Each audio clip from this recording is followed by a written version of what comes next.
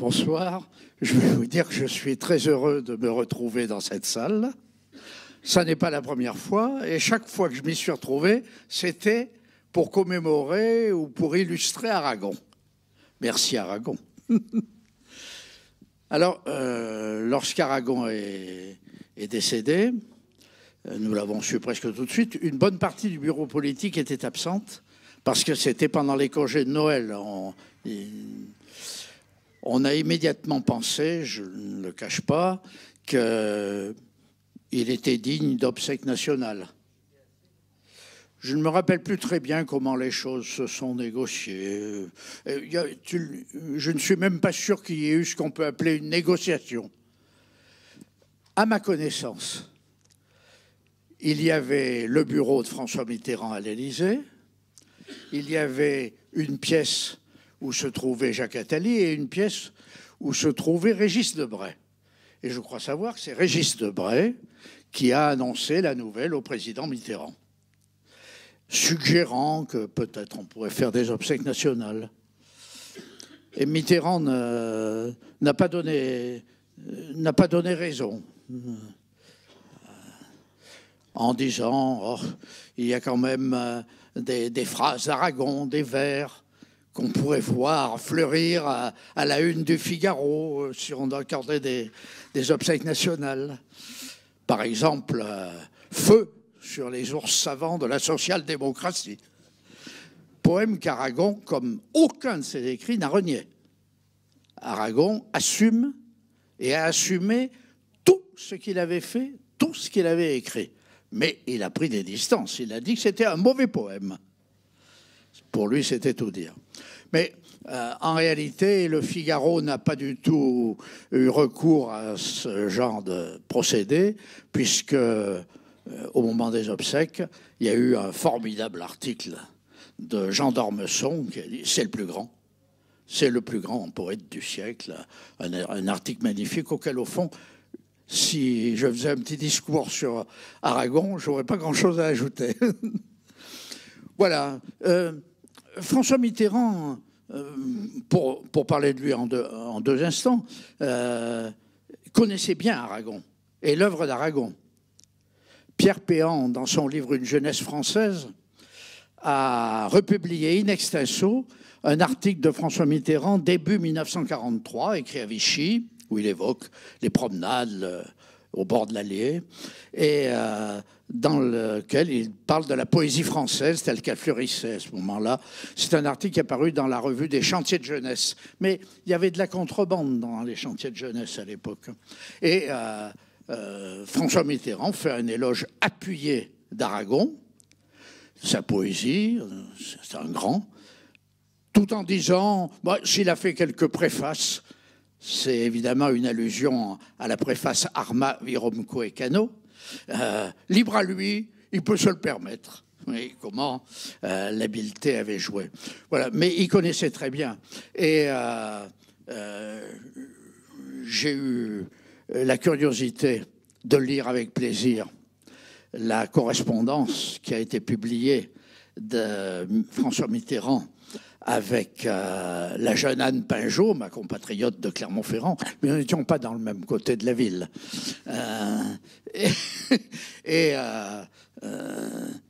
Très souvent, 10-15 fois, reviennent des citations d'Aragon, du Fou d'Elsa en particulier. Ils écoutaient ensemble un disque de Jean Ferrat contenant des poèmes d'Aragon, et même il apprenait par cœur des strophes du Fou d'Elsa pour séduire sa dame. Voilà, je le dis parce que il y avait une réelle admiration de François Mitterrand pour Aragon. Ce sont donc des raisons politiques qui l'ont conduit à refuser les obsèques nationales. Pierre Mauroy, qui était Premier ministre, n'était pas hostile à l'idée des obsèques nationales. C'est lui qui est venu faire le discours.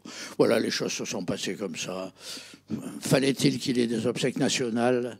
Il était le poète de la nation pendant la guerre. Si je peux, et je vais m'arrêter, donner un souvenir. Début 1943, il y a des gens de Clermont-Ferrand qui vont voir à quoi je fais allusion. Au lycée Blaise Pascal, à Clermont, un professeur qui s'appelait Marcel Dichon a eu, par un professeur de la faculté de Strasbourg, qui, comme vous le savez, par un poème d'Aragon au moins, était replié, comme on disait à Clermont-Ferrand, il a eu un exemplaire du Crève-Cœur entre les mains. Et il l'a fait lire, en le commentant, à quelques élèves. Je dois vous dire que je crois qu'aucun de mes condisciples, ni moi-même, n'y comprenions rien sur le plan formel. Nous en étions aux Fables de La Fontaine, à Victor Hugo classique, etc., etc. Mais nous avons senti, enfin j'ai senti, à cette époque, une espèce de frisson intérieur. Quelque chose comme le choc de la grandeur et l'appel à la résistance, à tel point, je l'avoue, qu'en rentrant chez moi, j'ai essayé d'écrire un poème à Vercingétorix, libérateur de la France. Tellement l'émotion avait été forte. C'était ça, Aragon, au départ. Voilà, j'en ai assez dit. Que l'exposition à côté, elle rassemble donc des photographies qui viennent du fonds Mémoire d'humanité, c'est-à-dire le fonds photographique de l'humanité, c'est ce qui constitue l'essentiel de l'exposition. C'est ponctué d'œuvres, d'extraits d'œuvres d'Aragon, de Jean Rista. Jean Rista qui veille le cercueil, vous le voyez souvent dans le film et dans les photographies, et également d'Olivier Barbaran. Et il y a toute une section où vous avez 2 films qui sont proposés, un film de ciné-archive qui suit cette foule anonyme, un peu comme nous ce soir, si je puis dire, ce peuple d'Aragon, infiniment plus nombreux bien sûr.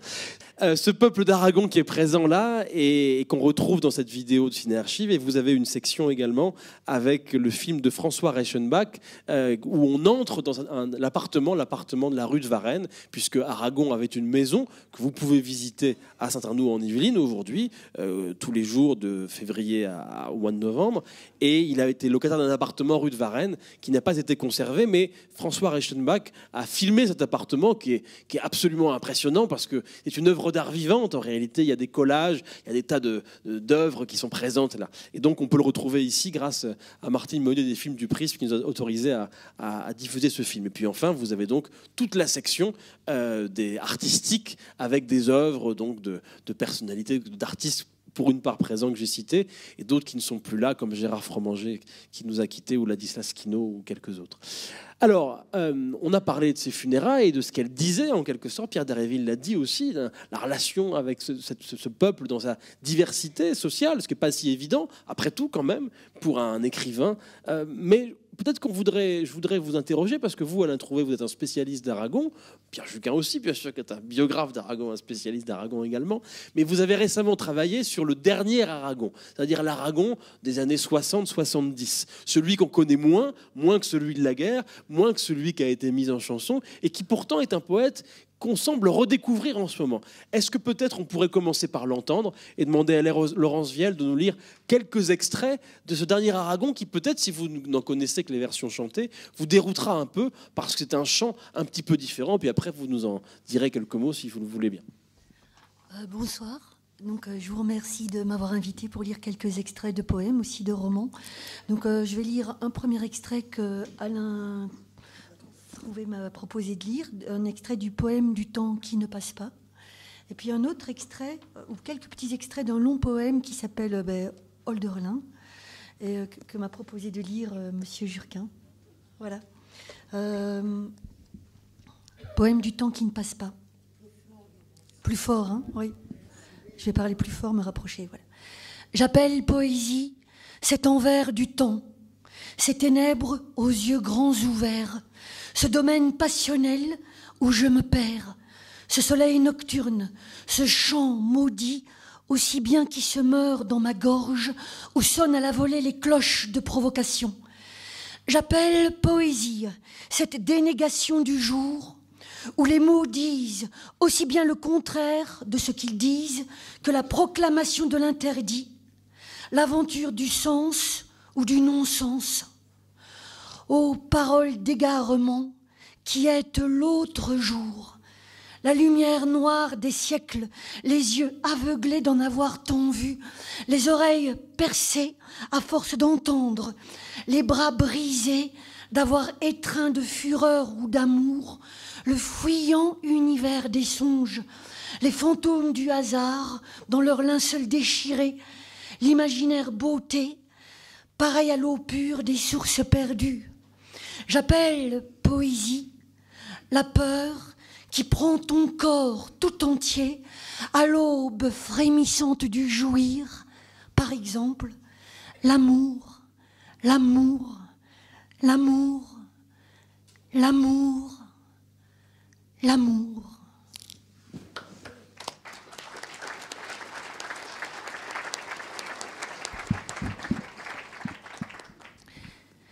Et quelques extraits du long poème Hölderlin qu'on trouve dans les Adieux. Alors c'est un poème qu'il adresse à l'Hölderlin de la seconde partie de sa vie, à la partie où on dit que Hölderlin est fou et où il vit dans la tour du Neckar. C'est ça ? Voilà. Je vais commencer par le tout début. Je ne t'imiterai point dans ta parole, ô poète brûlé.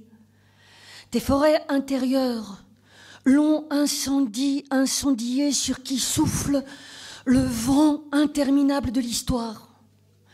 Je ne te prendrai pas dans mes bras comme le feu qu'on étouffe. Je ne te frapperai pas avec les mots qui moins éteignent, qu'ils font jaillir l'étincelle et la douleur. Je t'appelle à mon secours dans l'épais taillis du siècle. Donne-moi ta main longtemps pour écouter le silence. Ce n'est pas à toi que je parle, enfant inspiré, mais à l'autre qui fut ramené dans une tour au-dessus du Neckar, à l'âge du trépas pour Apollinaire ou pareil Mayakovsky. Je parle à l'autre au-dessus du Neckar pour la seconde moitié de sa vie, et nul ne sait si l'on t'avait laissé pour les relire jour après jour les lettres de Diotima. Je lui parle à lui, toi l'homme de long périr, à toi lui qui va demeurer ici 37 années, à lui pour qui la mort est vivre aussi bien qu'est mourir la vie. C'est toi, c'est lui que je regarde. C'est moi que je regarde en lui pour mieux me retrouver. Et comment il se peut que je me fasse en toi, lui, peu à peu. J'ai fait abandon du bonheur, il s'est assis ailleurs, il attend comme un gamin pour la première fois sur les bancs de l'école.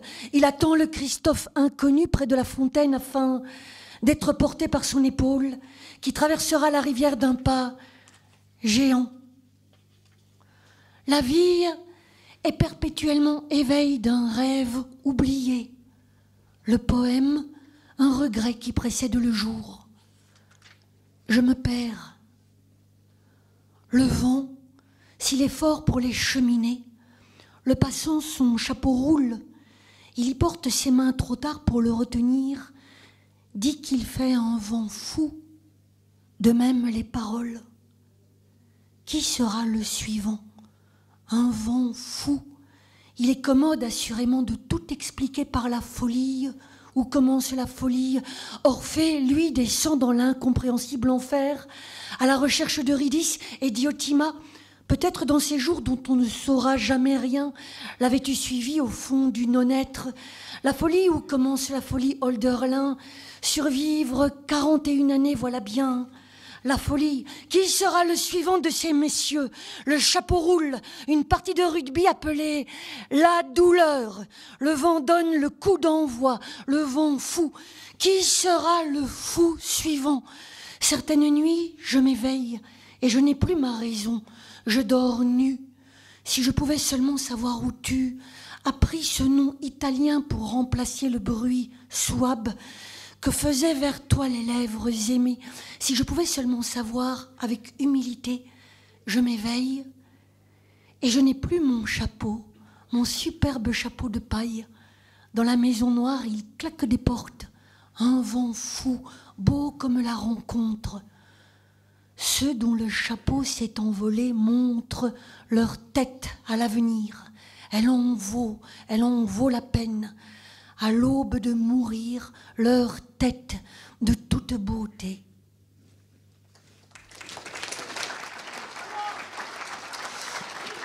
Je voudrais commencer en disant, comme Éric Orsena, qui m'a en quelque sorte ôté de la bouche ce que je voulais dire, merci. Merci à Guillaume Roubaud-Kouachi de m'avoir invité ce soir.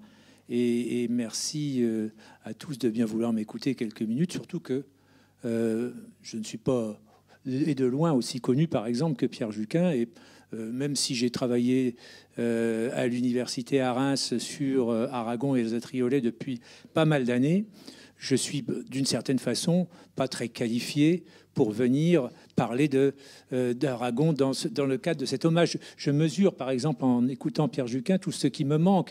Je n'ai pas connu Aragon personnellement. Je n'ai pas connu non plus Elsa Triolet personnellement. Je ne les connais qu'à travers leurs œuvres.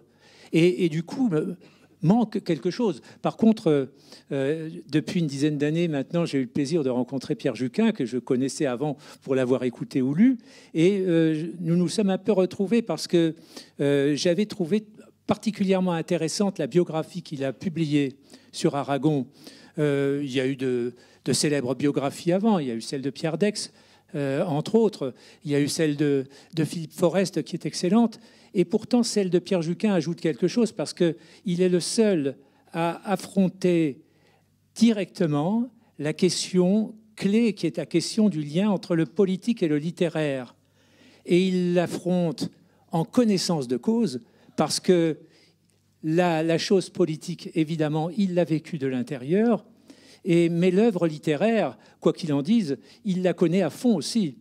Et j'ai eu le plaisir de le remarquer et aussi d'apprendre beaucoup de choses en lisant cette somme biographique absolument remarquable que je ne saurais trop vous recommander de lire. Et qui peut être dédicacée à l'entrée si vous l'achetez auprès de la maison Les Triolet à Aragon, si vous me permettez cette parenthèse. Elle est à refaire. Oui, tout est toujours à refaire à ce compte-là. Donc, au départ, Guillaume m'avait simplement proposé d'intervenir plutôt sous la forme d'une communication, ce que j'ai l'habitude de faire de temps en temps à partir du petit livre que j'ai publié sur Théâtre Roman. Je dis pourquoi pas, effectivement, mais je ne savais pas que j'allais me retrouver ici, dans ce lieu formidable que je ne connaissais pas non plus, dans lequel je pénètre pour la première fois. Et donc, c'est une expérience formidable. Et ce lieu est magique, bien sûr, en raison de celui qui l'a conçu, qui en a été l'architecte, mais il ne serait pas magique s'il n'y avait pas toutes les personnes qui sont là et à travers lesquelles on pressent finalement l'essentiel de l'humain, c'est-à-dire le côté vivant.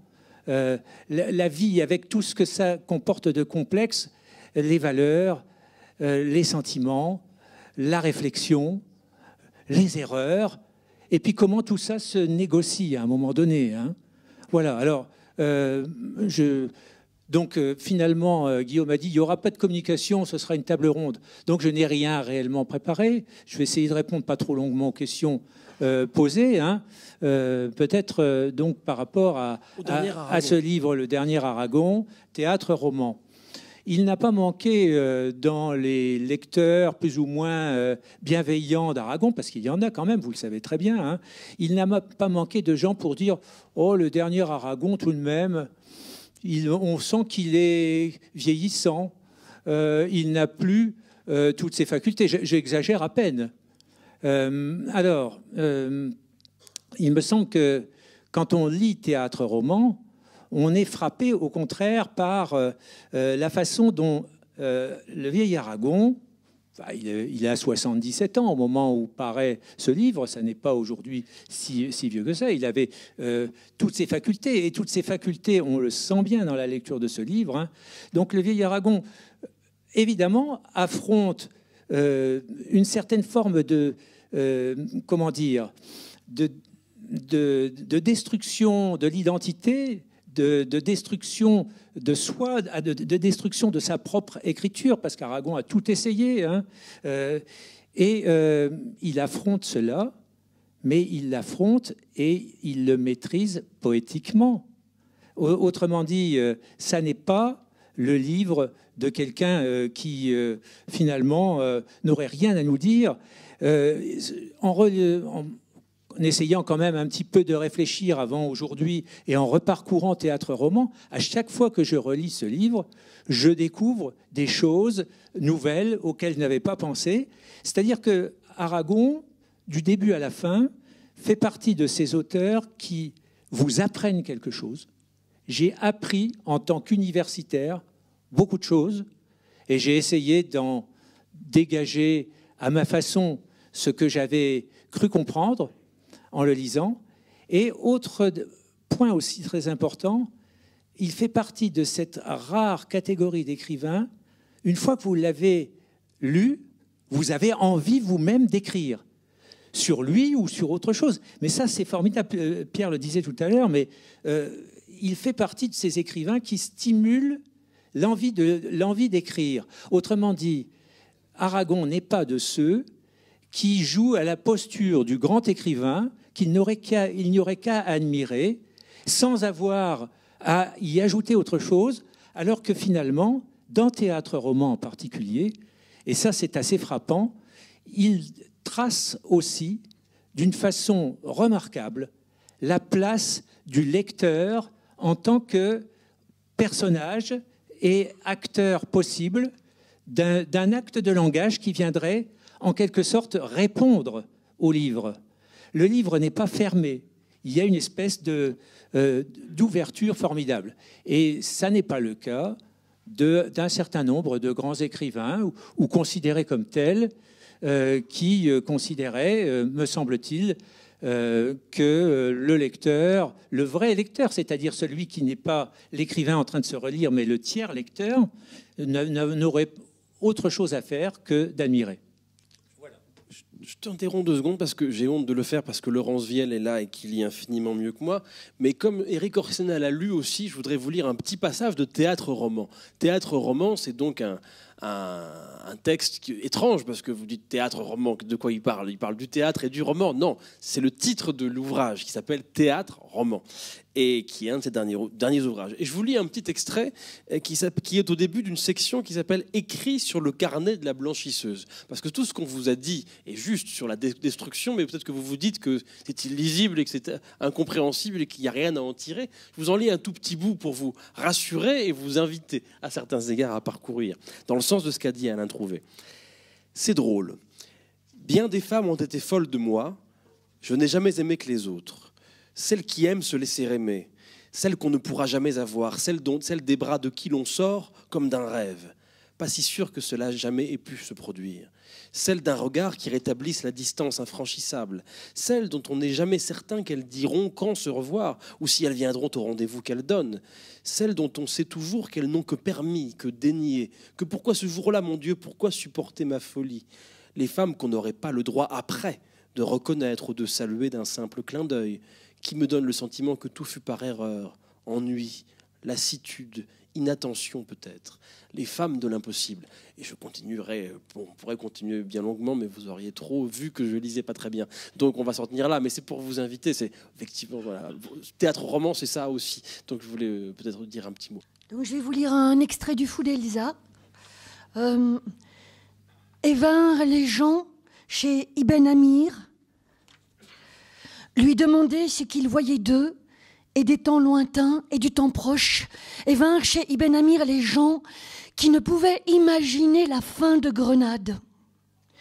Lui, c'était dans la rue, entouré par les autres, il a regardé l'avenir, puis il a regardé les gens, il se força de leur parler. Il y a des choses que je ne dis à personne alors, elles ne font de mal à personne, mais le malheur, c'est que moi, le malheur, c'est que moi, ces choses, je les sais. Il y a des choses qui me rongent la nuit. Par exemple, des choses comme, des choses qui me rongent la nuit. La nuit, des choses comme des songes. Et le malheur, c'est que ce ne sont pas du tout des songes. Il y a des choses qui me sont tout à fait insupportables, même si je n'en dis rien, comprenez-moi bien. Alors, parfois ça vous étouffe. Regardez-moi bien, regardez ma bouche qui s'ouvre et ferme et ne dit rien. Pensez seulement d'autre chose, songez à voix haute, et de moi, mots sortent de quoi je m'étonne, qui ne font de mal à personne. Au lieu de quoi j'ai peur de moi, de cette chose en moi qui parle. Oh, tout ce que je ne dis pas, ce que je ne dis à personne. Le malheur, c'est que cela sonne et cogne obstinément en moi. Le malheur, c'est que c'est en moi, même si non, c'est rien, personne. Non, laissez-moi, non, laissez-moi. Parfois, je me le dis, parfois, il vaut mieux parler que se taire. Et puis, je sens se dessécher ces mots de moi dans ma salive. C'est là le malheur, pas le mien, le malheur qui nous est commun, épouvante des autres hommes. Et qui donc t'eût donné la main, étant donné ce que nous sommes? Pour peu que tu l'aies dit, cela qui ne peut prendre forme, cela qui t'habite et prend forme, tout au moins qui est sur le point, qu'écrase ton poing. Et les gens, que voulez-vous dire? Tu le sens, comme tu te sens bête en face des gens.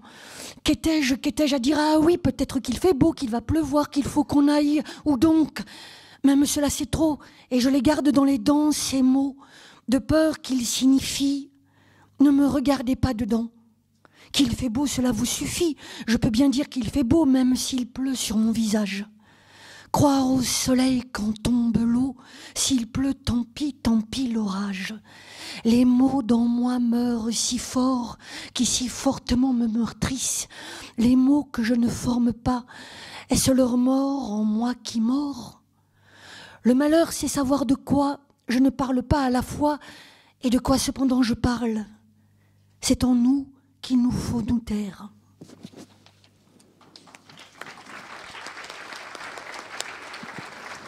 Après ces mots, il est tué par la foule, parce qu'il n'a pas répondu à leurs questions.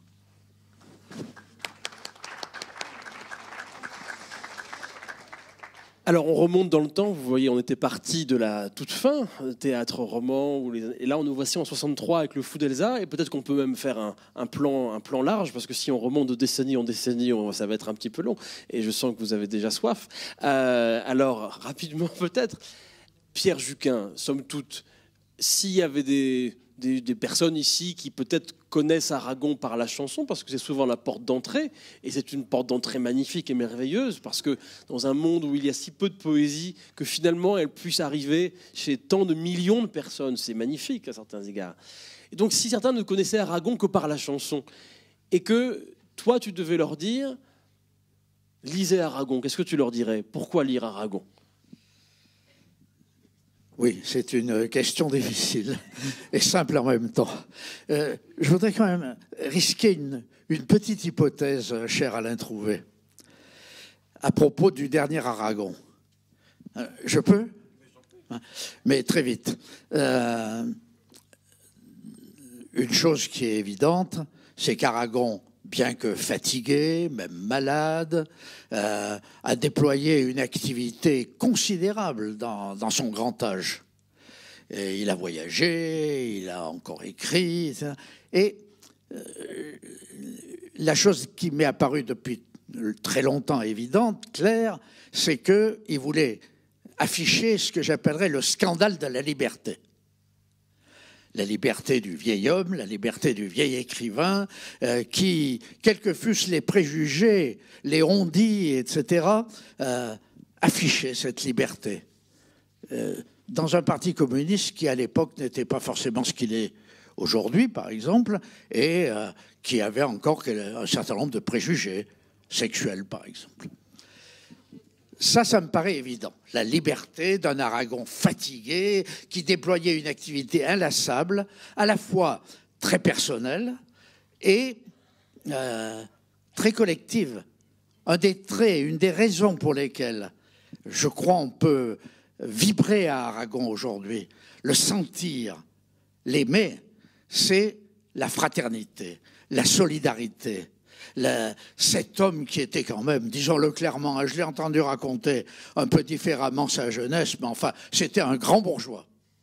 Neuilly. Puis quand il est allé habiter, après un court passage dans le 14e arrondissement Plaisance, il est allé dans le quartier de l'Opéra, rue de Varennes. Il fallait voir l'appartement, que Mitterrand a d'ailleurs refusé de transformer, que le président Mitterrand a d'ailleurs refusé de transformer en musée national, ce que je me permets de déplorer. Mais bon, c'était compliqué à faire, mais tout est possible. Alors voilà, Aragon a gardé cette fidélité. Il allait à la fête de l'Humanité, même épuisé, très fatigué. Il se mettait un masque. Ça m'a à l'époque beaucoup troublé. J'essaie de comprendre. Aujourd'hui, ça m'interroge encore un peu. Mais je crois qu'il y a aussi autre chose chez Aragon, dans cette période-là. C'est la réflexion sur l'histoire. Voilà un homme qui, pas à la guerre de 14, là il n'y comprend rien. Il ne fait pas de politique, les idées de son père, député, siégeait, c'était un républicain, mais il siégeait tout à fait à droite au Palais Bourbon. Il avait peu d'idées politiques, pour ainsi dire pas d'idées politiques. Il ne comprend pas vraiment ce qui se passe. Il y a bien eu quelques flashs qu'il évoque ensuite. Il voit ces prisonniers de guerre allemands maltraités, hués par les Bretons ou les Français en vacances dans les Côtes d'Armor, et ça le choque.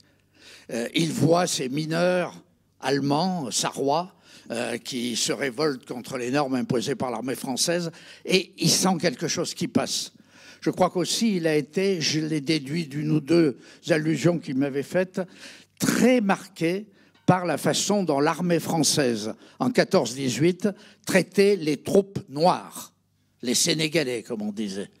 Et son anticolonialisme vient probablement pour une bonne part de ça. D'ailleurs, ça se sent à travers certains de ses textes. Mais voilà, Aragon s'est engagé dans l'histoire, il s'est battu dans l'histoire, et il a reçu un choc terrible qu'il compare à l'écroulement qu'il a ressenti au moment de la Grande Guerre. C'est le choc de 1956.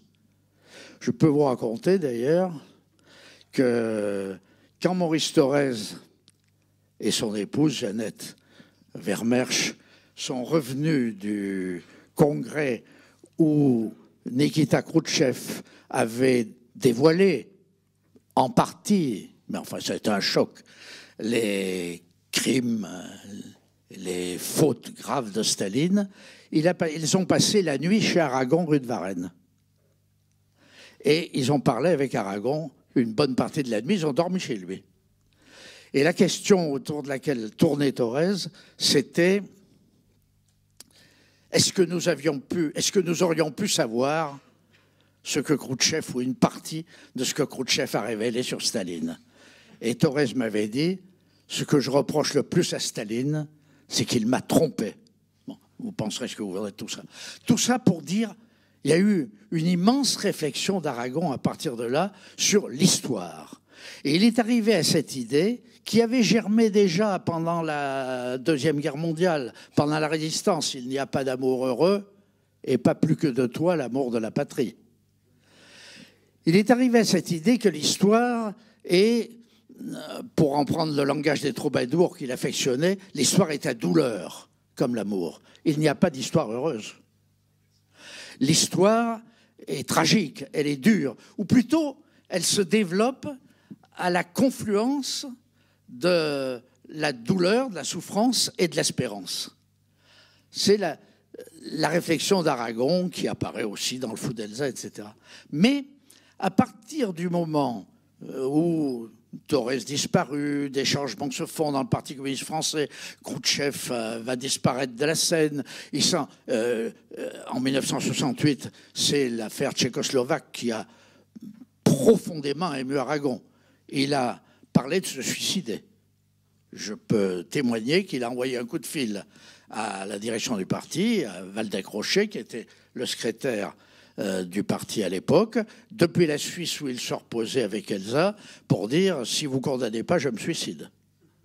Je ne prends pas ce langage de la part d'Aragon à la légère. Donc, une réflexion sur l'histoire, la tragédie, la souffrance, la douleur, en même temps que l'espérance.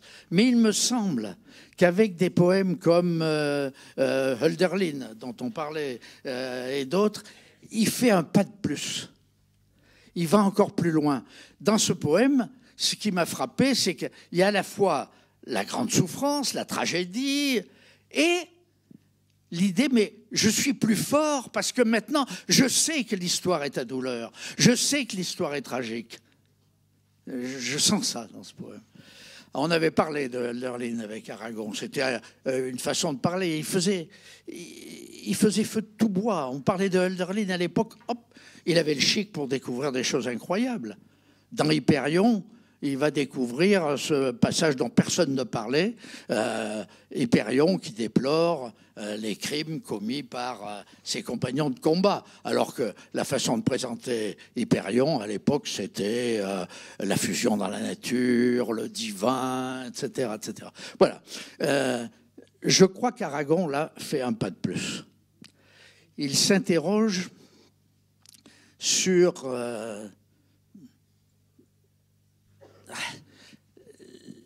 la possibilité même d'un futur.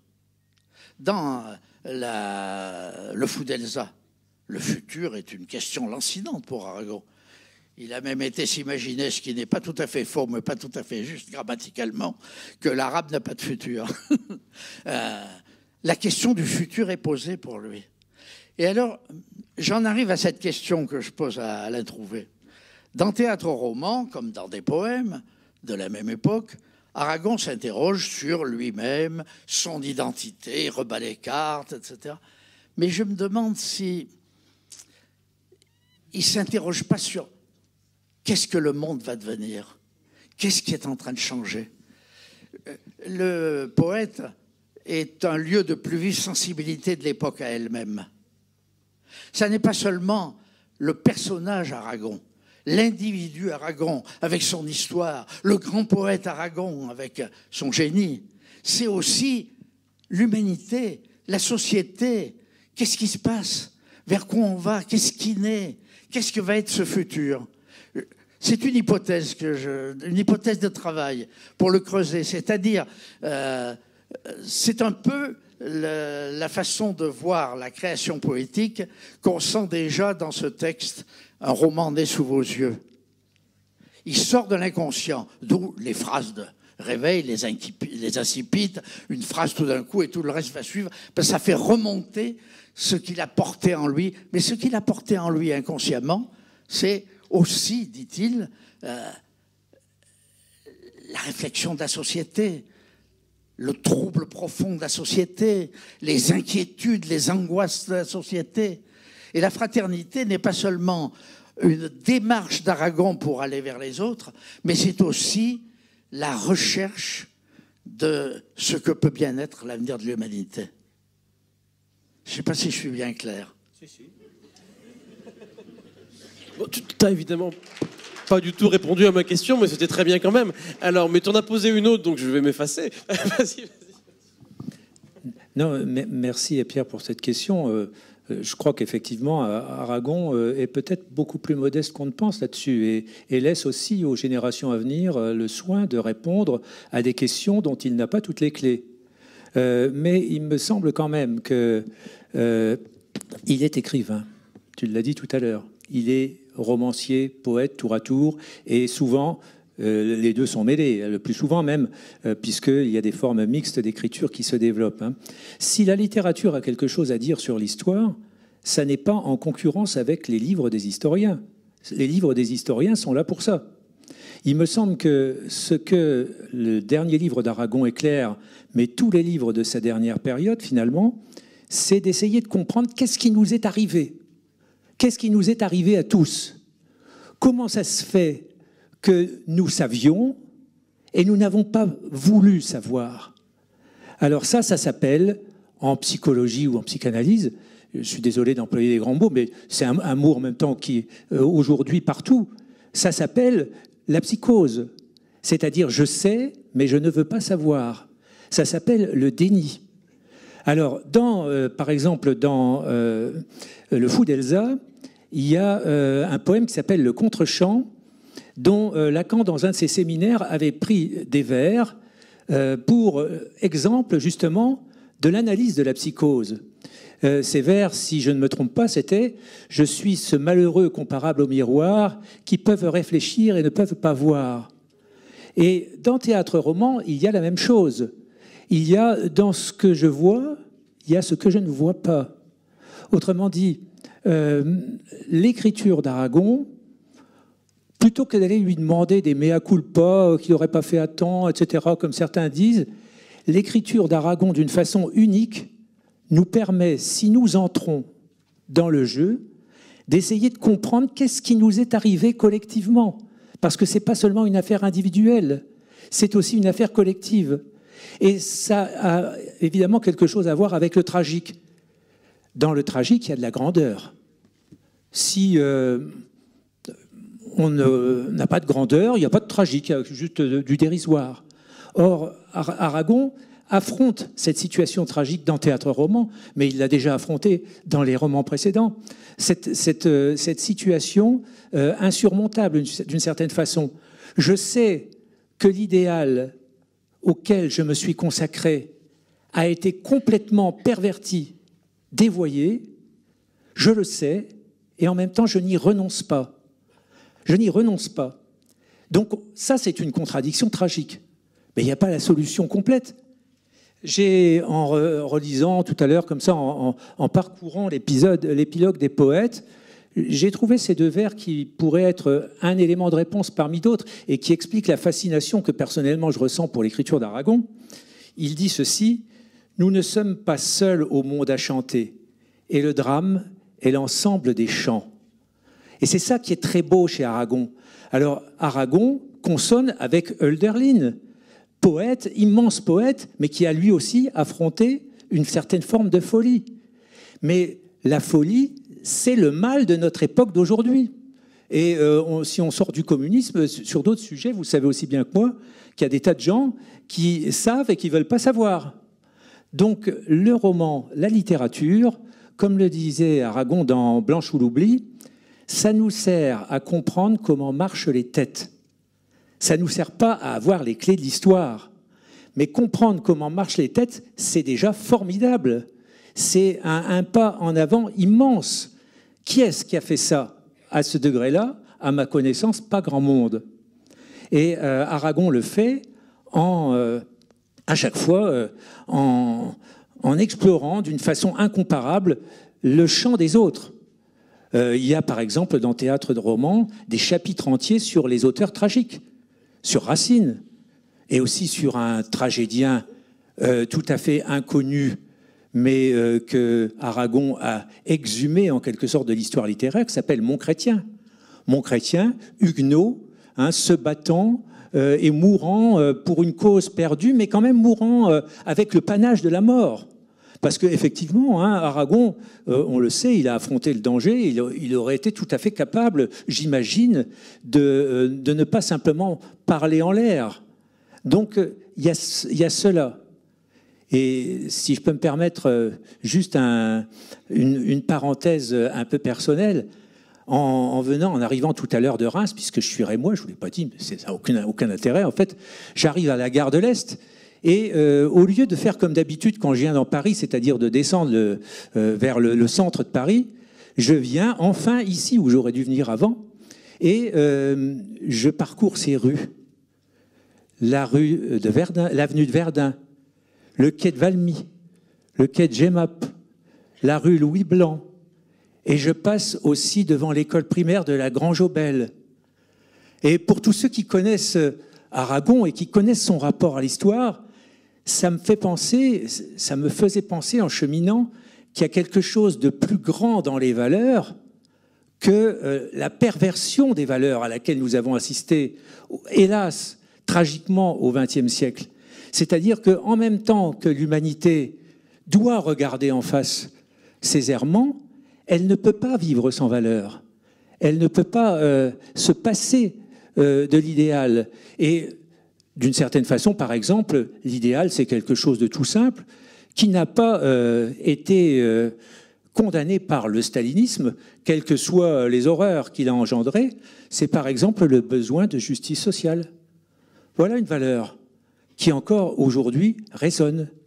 Et je pense que si Aragon, finalement, il est, comme l'a écrit Daniel Bougnou, qui a dirigé l'œuvre d'Aragon en Pléiade, il y a un côté chevaleresque, Aragon. C'est-à-dire qu'on ne va pas, comme ça, d'un seul coup, renoncer à ce qui est plus grand que nous. Les valeurs, c'est aussi plus grand que nous. Et donc, quitte à s'engluer ou disons ne pas pouvoir dépasser le tragique, et bien qu'est-ce qu'on va faire? On va faire résonner ce tragique avec le tragique des autres époques, qui n'est pas tout à fait le même, mais qui est en partie semblable. Et ça nous soulage et ça nous aide à comprendre. Et ça nous aide aussi à comprendre que si le tragique ne date pas du XXe siècle, eh bien, peut-être que l'humanité peut à nouveau aller vers d'autres dépassements, même si aujourd'hui, certains horizons semblent bouchés. Voilà, j'ai pas du tout répondu à la question sur que tu voulais me poser, mais c'est pas grave. Est-ce qu'on peut dire encore un mot? J'ai renoncé à tout contrôle sur cette soirée. Alors, je vois que nous dialoguons sur la même ligne, sur la même base. Donc la première idée que j'essaie d'exprimer maladroitement, c'est que aussi bien dans Théâtre roman que dans beaucoup d'autres de ses textes, Aragon, quand il parle de lui, ne parle pas que de lui. C'est le fameux mot de Victor Hugo, je suis un peu un cuistre là, à insensé qui croit que moi je ne suis pas toi, hein, la fameuse préface. Ça c'est une première chose. Aragon essaie d'exprimer le devenir de l'humanité, les interrogations de l'humanité, sa confrontation avec le tragique. Mais, et il critique, j'avais noté cette phrase, ce vers qui est dans les adieux, les décorateurs du néant,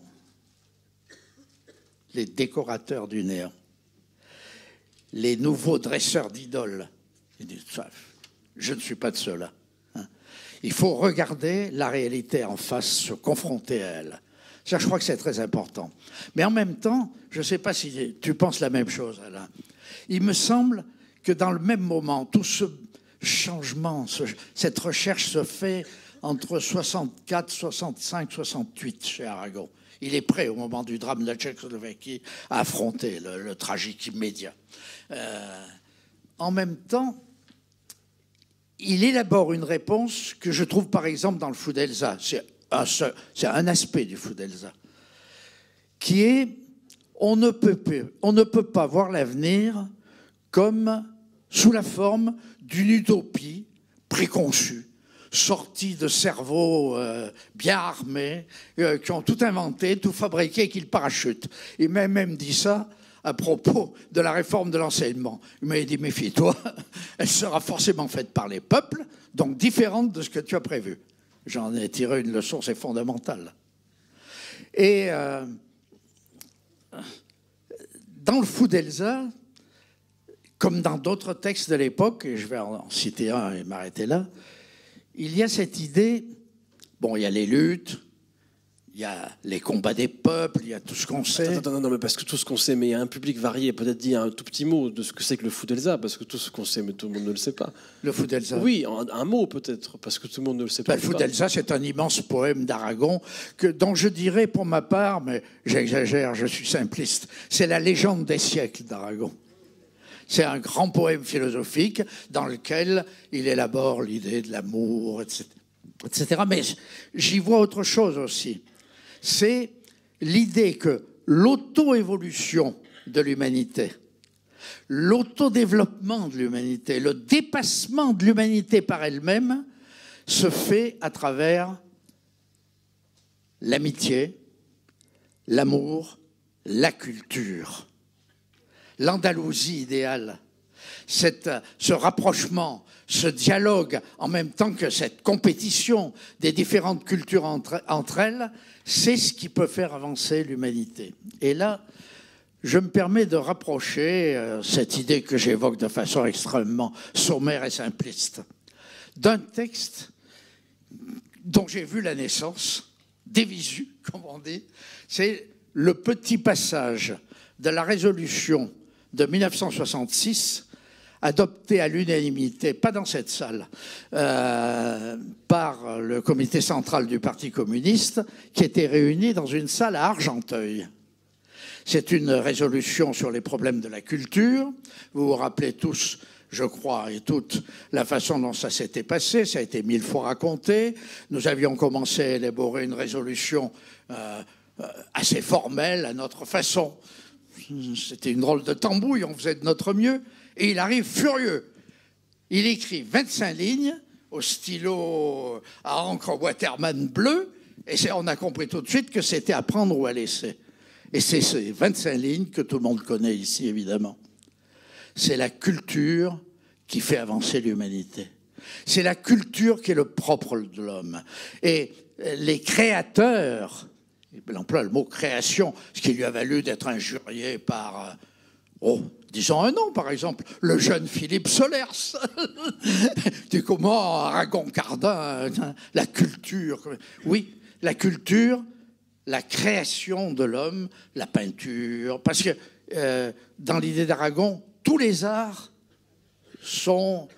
concourent à ce développement de la culture. C'est la véritable manière pour l'humanité d'évoluer, de se transformer. Voilà, il me semble que là, on est au cœur même de la pensée d'Aragon. Et j'en suis arrivé à me poser cette question. Ce petit texte qu'Aragon nous a écrit sous le nez, très en colère, à ceux qui étaient chargés de préparer la résolution, il est apparu évidemment comme, disons, une pression d'Aragon sur le comité central et le bureau politique du parti. Une façon d'Aragon de dire c'est à prendre ou à laisser.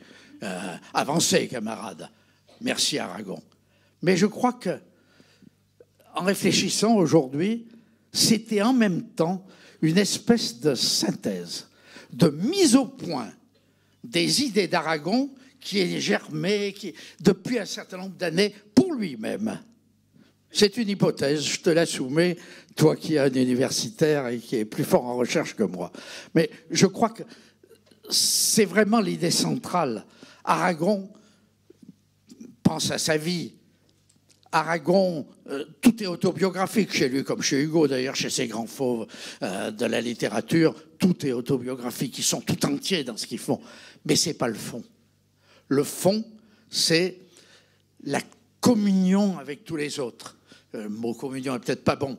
C'est la solidarité, c'est l'union avec toute l'espèce humaine et l'idée que cette espèce humaine, on ne sait pas où elle ira. Hein? Il dit quelque part, tu trouveras la citation plus facilement que moi, quelque chose comme, c'est dans le Fou d'Elsa, je crois. Les gens d'aujourd'hui, bon, nous sommes ce que nous sommes, mais les gens d'il y a quelques siècles, s'ils avaient pensé que c'était nous leur avenir, qu'est-ce qu'ils auraient cru? Hein? C'est cette idée. Je crois que Borges a dit quelque chose comme des idées d'aujourd'hui sont le reflet d'idées à venir que nous ne connaissons pas encore. Je crois qu'il y a quelque chose comme ça de profond chez Aragon. Je ne sais pas ce que tu en penses. C'est comme ça que je ressens théâtre-roman, outre toute la dimension autobiographique de son identité, de sa sexualité, etc. Un dernier tour, alors, parce que quand même... Oui. Un tout dernier tour, oui, bien sûr, mais il me semble simplement que quand Aragon écrit des romans ou des poèmes, mais en particulier dans les romans, il va encore un petit peu plus loin que quand il écrit un si beau discours politique soit-il, comme celui du comité central d'Argenteuil. C'est-à-dire que dans un discours politique, il doit normalement faire l'unanimité. Les idées que tu viens de résumer ne peuvent que, parmi les gens, les honnêtes gens, pourrait-on dire, que faire l'unanimité, la défense de la culture, les nobles idéaux et tout ça. Il me semble que ce qu'on pourrait appeler la pensée littéraire va plus loin. Elle va plus loin, jusqu'à l'éclairage des contradictions humaines, jusqu'au tréfonds de la pensée humaine.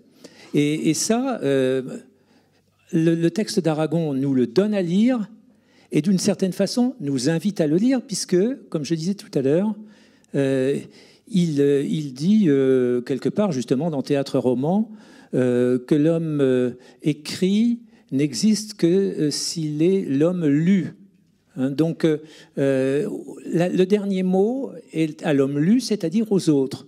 Et qu'un écrivain si grand que lui puisse justement laisser aux autres le soin, non pas de conclure, parce que personne n'aurait la prétention idiote de conclure, mais d'essayer à sa façon de continuer, ça va, il me semble, encore un peu plus loin qu'un discours politique qui doit être raisonnable. Il y a cette phrase très intéressante aussi que vous connaissez, certains d'entre vous sûrement, dans Blanche ou l'oubli, où Aragon dit « Il ne suffit pas d'avoir raison pour avoir raison ».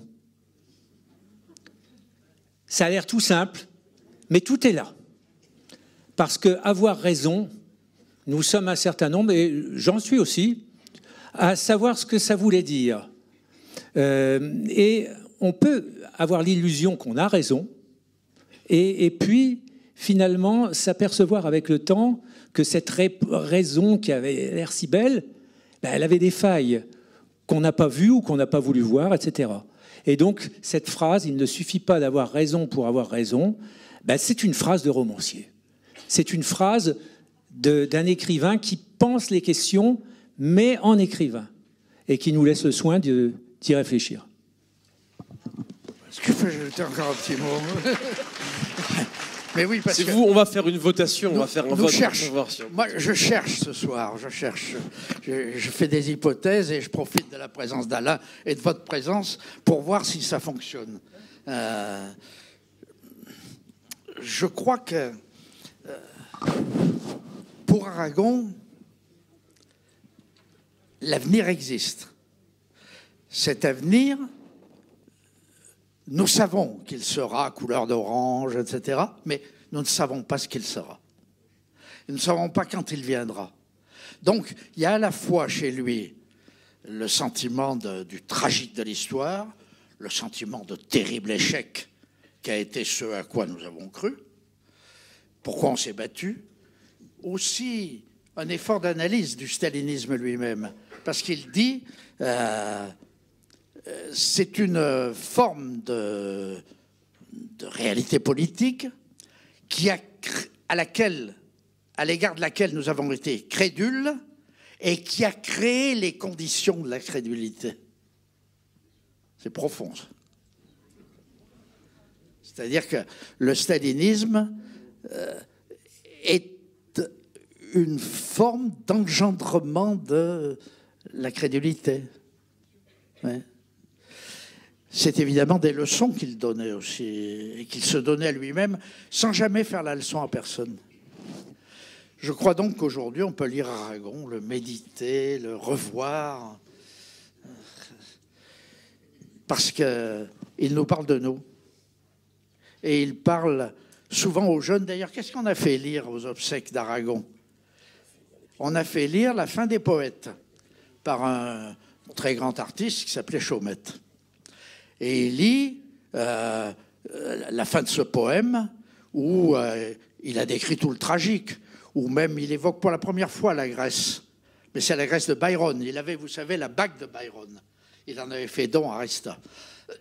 Et il évoque aussi la Grèce de l'occupation, la Grèce de la guerre civile. Il évoque ce jeune homme de 15 ans qui était allé décrocher, il fallait le faire, hein, en 1944, je crois, le drapeau à croix gammée que les Allemands avaient suspendu de tout son long sur l'Acropole. Et un matin, tout Athènes se réveille, y compris l'armée allemande, en voyant que le drapeau n'était plus là. Je l'ai rencontré plus tard. Il était devenu un dirigeant de l'un des partis communistes existants en Grèce, parce que notre histoire est complexe.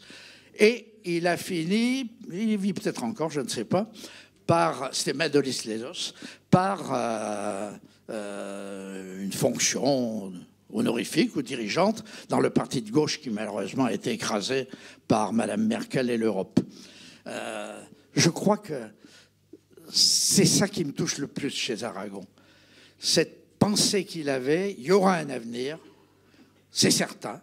Nous ne savons pas quel il sera, mais il sera plus beau, probablement, que tout ce que nous pouvons imaginer. Il sera très différent de ce que nous pouvons imaginer. À propos du rationalisme, etc., il disait même que la poésie, ou la culture, la peinture aussi, était plus clairvoyante que la science dans bien des cas. Il le dit d'ailleurs dans ce texte d'Argenteuil. C'était l'idée qu'il y a une espèce d'intuition supérieure chez le poète qui communie en profondeur avec la société, avec son temps, avec les forces profondes, et qui les sent. Je ne sais pas, je m'interroge là-dessus, mais je crois que c'est très fort. Je vais vous lire un très court poème avant de nous quitter ici. Nous dormirons ensemble. Peut-être que certains d'entre vous vont le chanter en même temps. Nous dormirons ensemble que ce soit dimanche ou lundi, soir ou matin, minuit, midi, dans l'enfer ou le paradis, les amours aux amours ressemblent. C'était hier que je t'ai dit, nous dormirons ensemble. C'était hier et c'est demain. Je n'ai plus que toi de chemin. J'ai mis mon cœur entre tes mains. Avec le tien comme il va l'amble, tout ce qu'il a de temps humain. Nous dormirons ensemble, mon amour. Ce qui fut sera. Le ciel est sur nous comme un drap. J'ai refermé sur toi mes bras. Et tant je t'aime que j'en tremble. Aussi longtemps que tu voudras, nous dormirons ensemble. Merci.